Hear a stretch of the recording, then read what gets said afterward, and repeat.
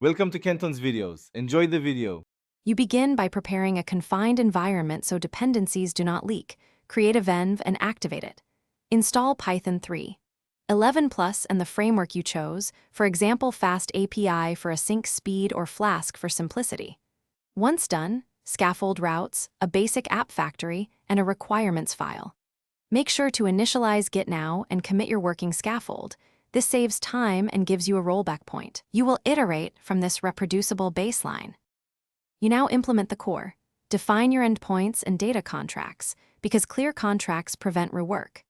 Connect an ORM like SQL Alchemy and create migrations with Alembic so schema changes are versioned.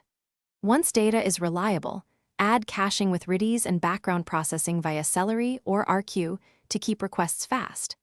Make sure to add authentication using JWT or OAuth2 and centralize config. Then write tests that exercise main flows.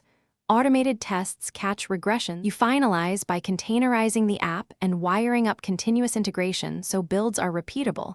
Push images to a registry and deploy with health checks.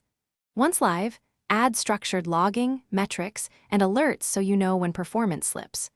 Run load tests and configure graceful shutdowns to avoid losing requests. If something breaks, check the app logs and trace the request path. Correlate request ID across services to isolate the failing component quickly, then roll back if needed. Thanks for watching. Consider subscribing if we helped you.